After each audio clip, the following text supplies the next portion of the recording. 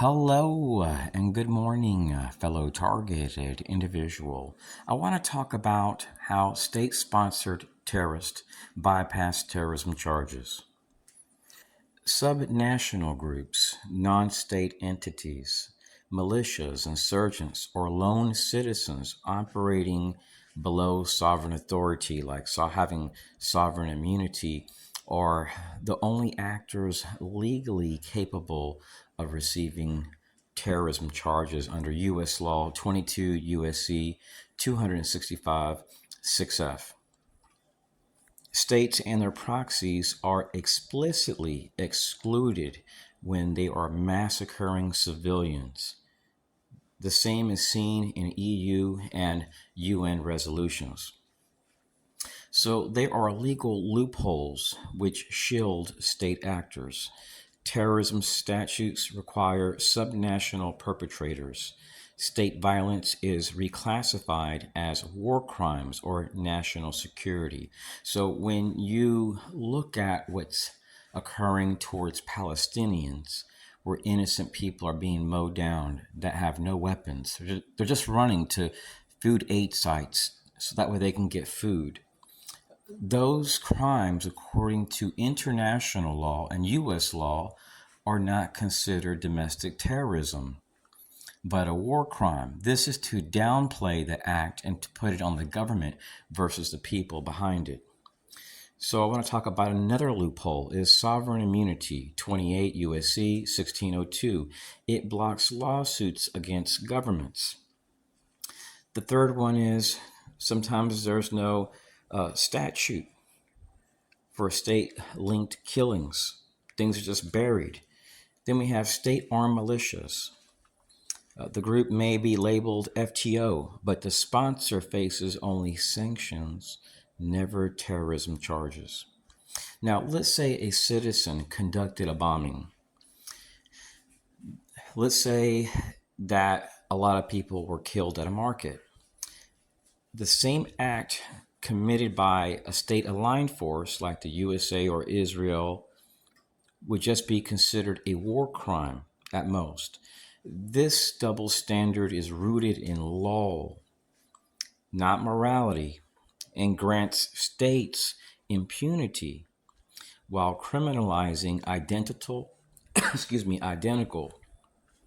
conduct by non-state actors. The UN position is that there's no universal treaty that defines terrorism.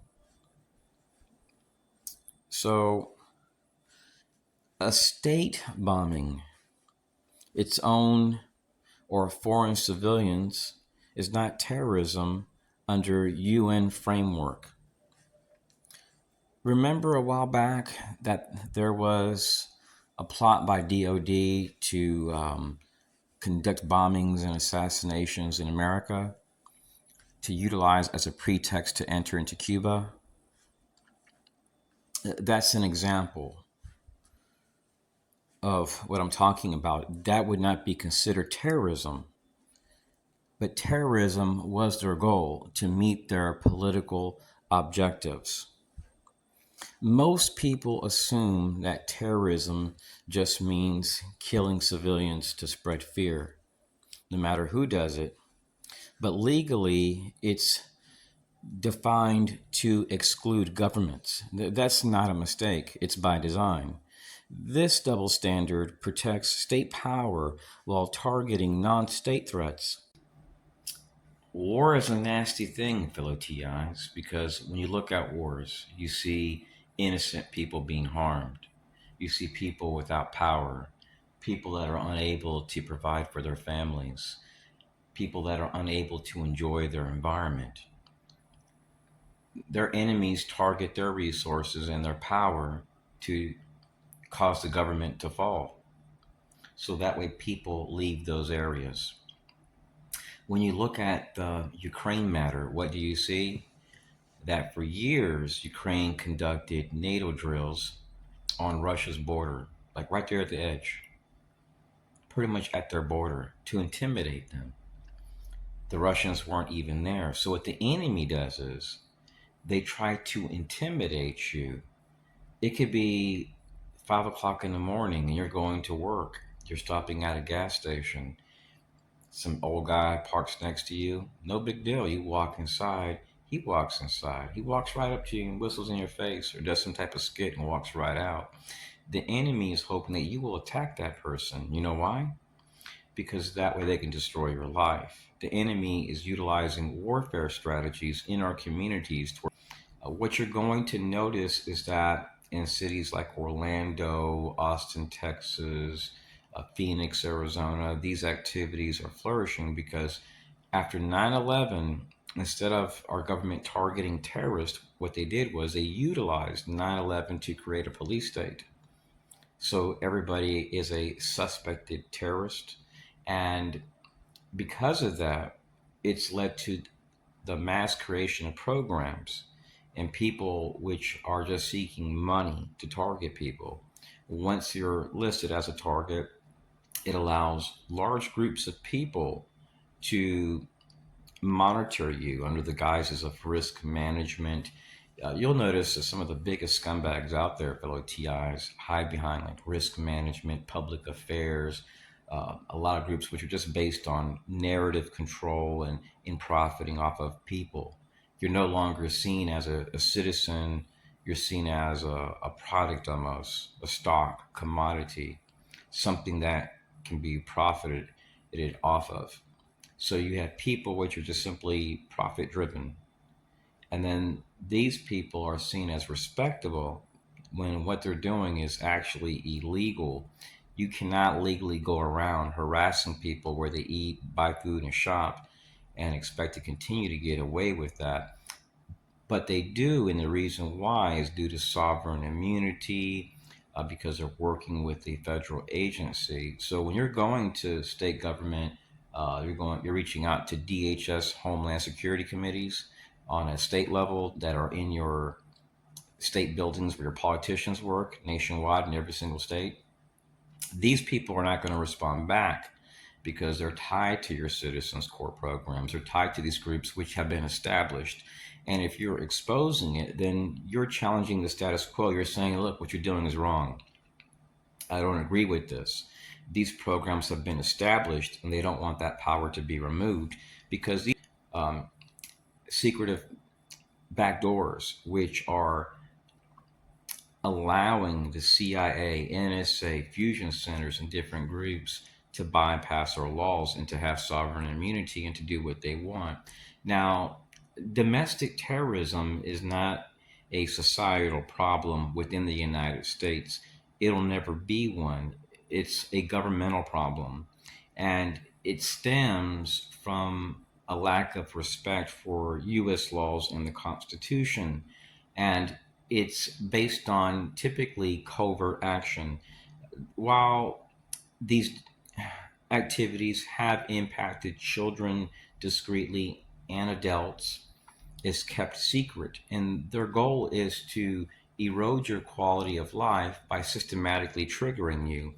See it like MK Ultra, COINTELPRO, um, things that DoD has done in the past secretly. And what the enemy does is they bypass the Constitution to do human research. They want to see what type of policing strategies work, what type of tactics based on psychology are useful, what it will do to somebody in the long run. And there are cases where this is not based on human behavioral research, it's just strictly based on eroding your quality of life, neutralization, and handing out the money to different groups. I have found some of them. I have found some in DoD, CIA. These are facilities that the average American and cop will never find. You would have to literally be on foot using drones. You'd have to be able to scout an entire area. You would need a lot of people. What helped me was I had a lot of time on my hands. I would go up trees, I would section out an area, and I would analyze it for years. I would look to see where these Stingray devices were showing up at, and they made mistakes. I would look to see if the people that were hacking me were utilizing a VPN that leaked out, And one time it came back to Fort Benning. This was back in 2006. I lost other computers, massive amounts of computers. My family will tell you it was so many that Best Buy told me we're no longer going to honor our refund policy with you because it was that many computer losses. I remember I had 6 new computers and they went out within 7 weeks. And I went to the FBI, and the FBI was like, "Oh, you're delusional. You're not telling the truth." And when I told my friends, because they seen me leave the state of Florida with 7 computers, I had to close down my nonprofit over cyber attacks. So I had a lot of friends which donated stuff, and I had one that donated 7 computers. So I offered to give it back to me. He's like, "No, man, you can go ahead and keep it. It's for you." So when I closed down my nonprofit, I drove to Albuquerque, New Mexico, and a lady moved in right across from me. She was spying on my place. She was from Virginia. She moved in the same exact day, and that same exact day I was threatened. So what the enemy does is, fellow TIs, they try to pretend that you're a threat, you're a danger, and they just make their presence known. She lived next to me for a whole year, and my neighbors told me she was spying on me. And one day I'm walking, and she drives her car on the sidewalk as if she's protecting the community. I've been walking there every single day with no problem. Then I started getting harassed by women and people that were clearly active duty in the Army. But there's no Army base in Albuquerque, New Mexico. So what the enemy does is they abuse the law and they try to create the situations necessary to promote mass murder and violence. And they're utilizing, it's really sad. I have documented Israelis. I have documented like contractors. I've documented radical feminists, transgender people, confirmed CIA assets. And what's even more surprising is that the FBI was actually a participant.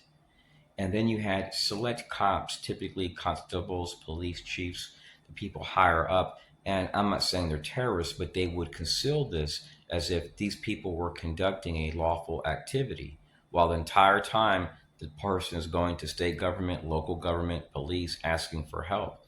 And there are even judges in this. And the judges, what they'll typically do sometimes is turn a blind eye to these activities and rule in favor for those that are doing this.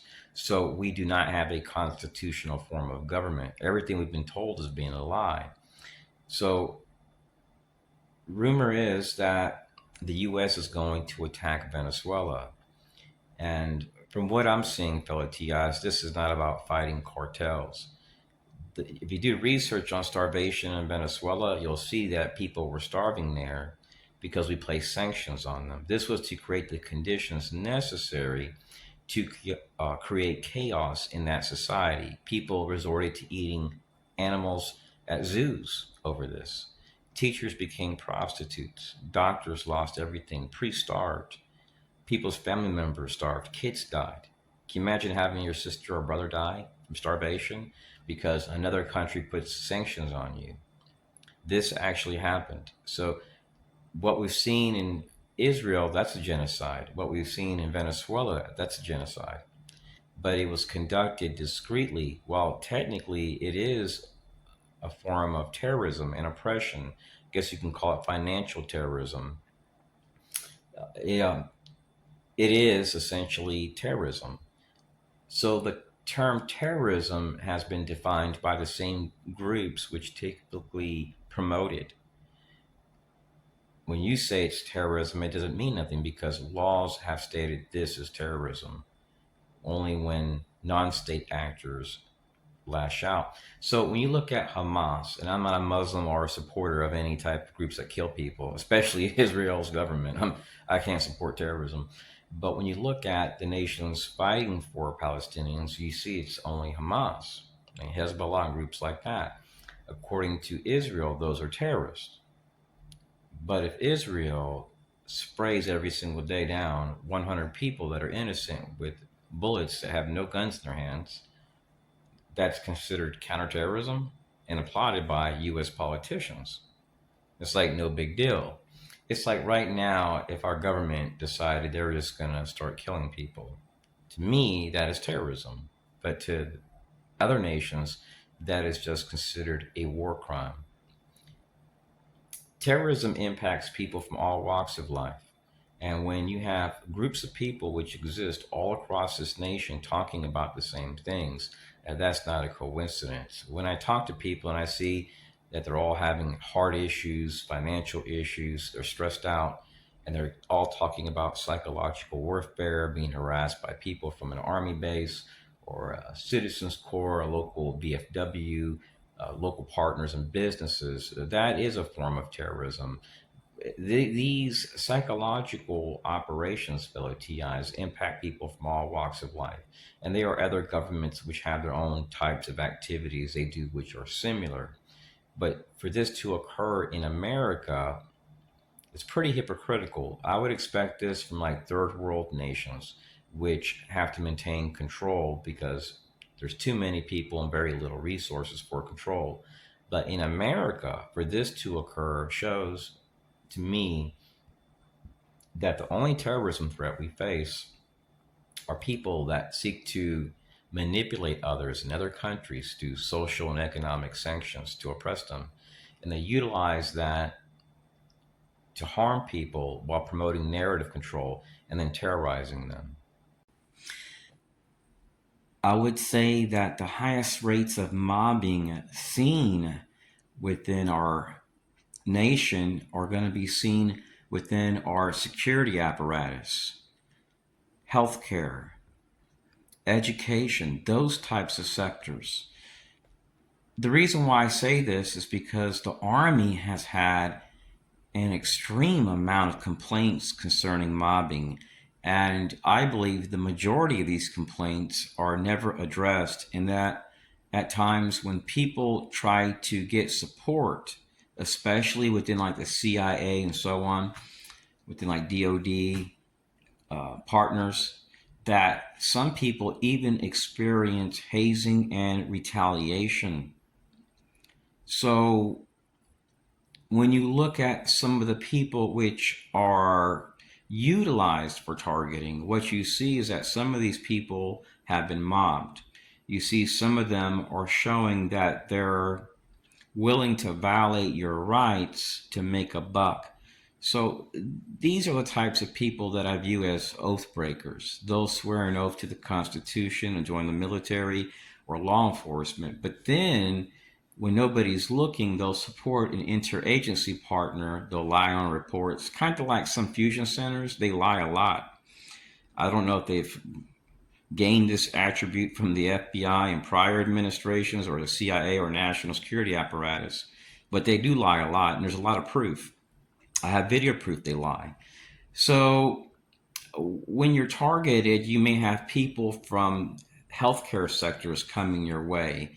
A lot of these people are utilized by black ops contractors. And what they'll do is they'll put people in your way to harass you that are in trusted sectors and in trusted groups. So that way, if you react, they can make note of it and share it to partners. So what the enemy does is they utilize at times people from the military, ex-military, business owners, cops, people from trusted sectors, which are passing information to roundtables and groups or their contractors. They're trying to make an assessment. But here's what's really weird: what they're doing doesn't stop. So it's not based on risk management. And I'm going to be quite frank, fellow TIs, from what I've seen in the past, there are a lot of people which are involved in risk management, but which are in fact are the risk and are the threat. And they utilize their position to slap labels on people and create hyped up, exaggerated claims to continue doing what they're doing. I've seen this in many sectors of society. I've seen how people have received, groups have received hundreds of millions of dollars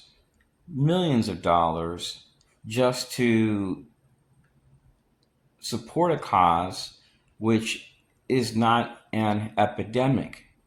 So they essentially lie at times to justify what they're doing. You will also notice that the people that are utilized at times are clearly utilizing cars which aren't linked to them. You'll see that they're into torture. People that try to torture people aren't good, fellow TIs, especially if you're seeking help and you're going to government entities. This is where the targeting turns from being a so called investigation or a manhunt, where the target starts to view the perpetrator as a threat to their safety, health, and security. And I have seen many, many targets which didn't own a gun, never owned a gun, didn't use drugs, and then all of a sudden now they have a bulletproof vest, they have a gun room.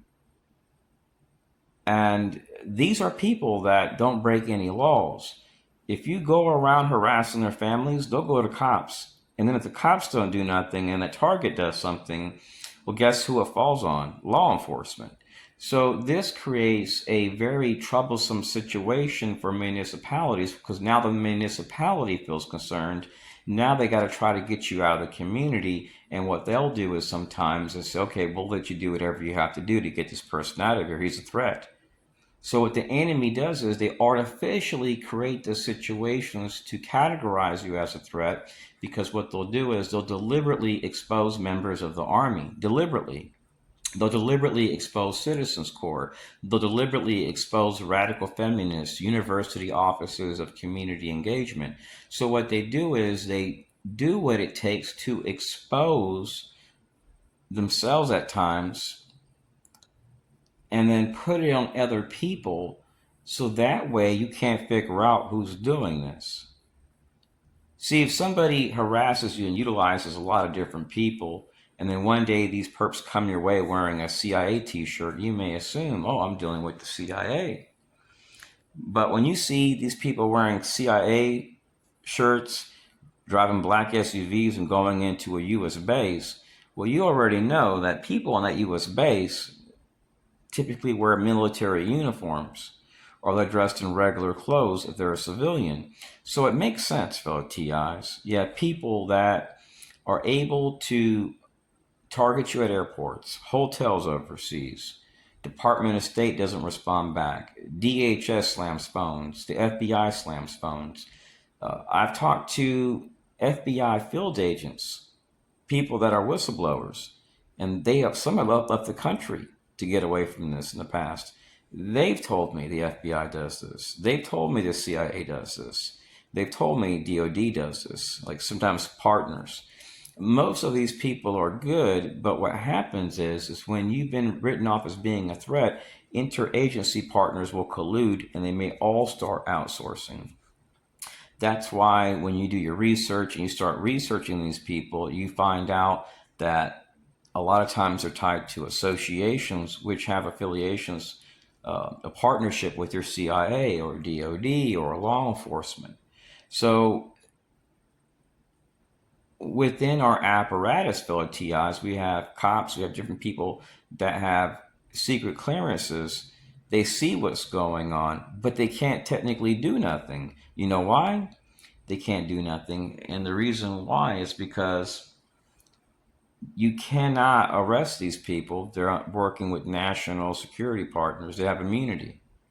So since they have immunity, it makes it where there's a legal loophole where these people can go into communities. They can slander you as a pedophile. They can slander you as a terrorist to your neighbors. And do you think these people with non-disclosure agreements are going to snitch? Of course not. They're all ex-military. They're all people that are under an NDA agreement. So it's the perfect cover. You sign an NDA agreement. You know that you could potentially lose your pension at a law enforcement office. Your police department will lose contracts.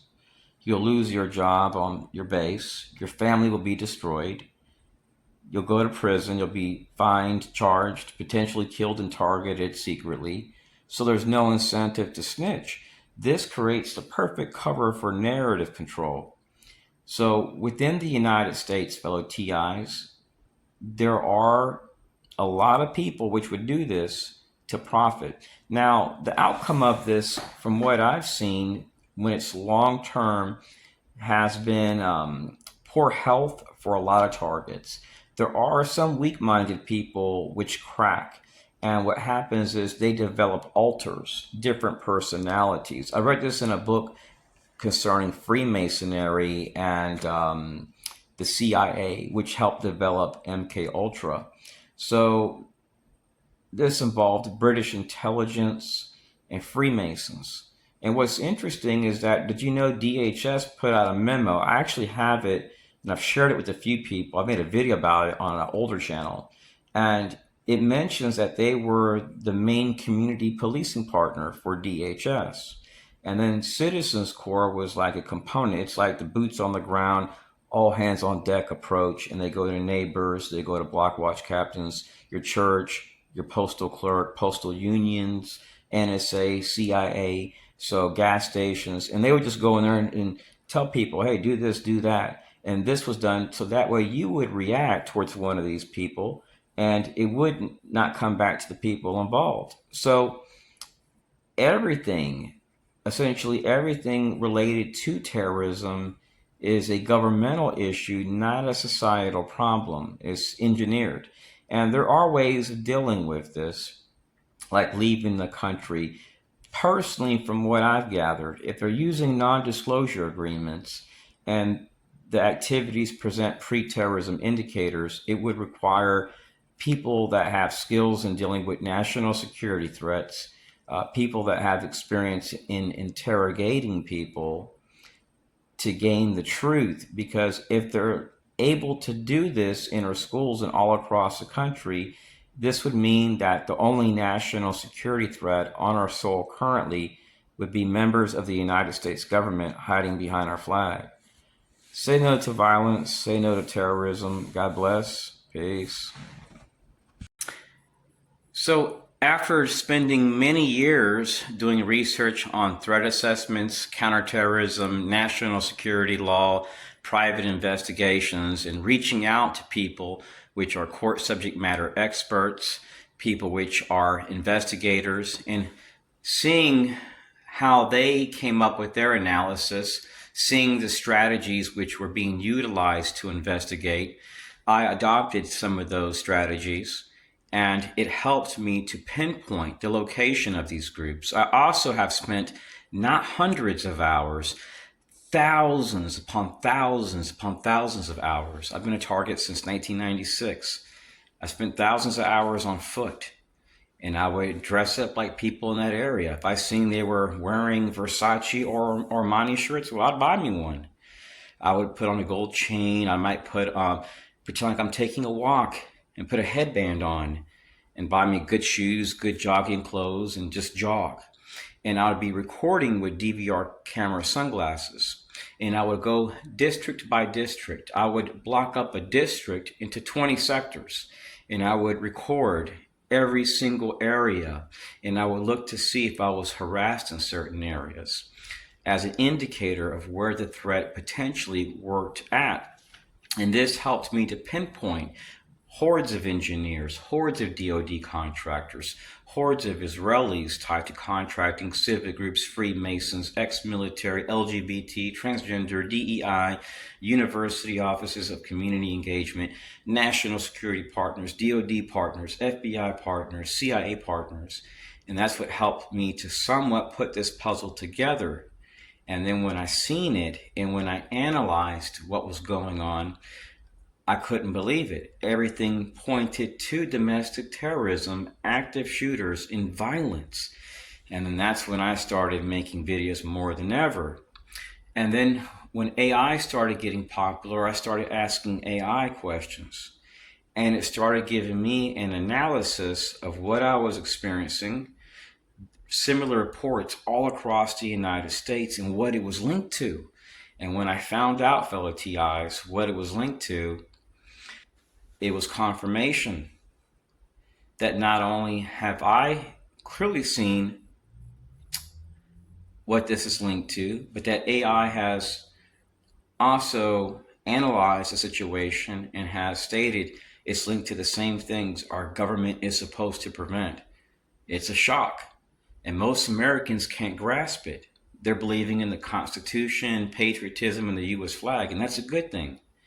But behind that, we have movements, we have groups of people that don't support the Constitution.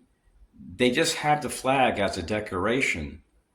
And sometimes the people over them are sadistic, they're into torture, highly racist, and they have ideals which really aren't patriotic and which really don't line up with the Constitution.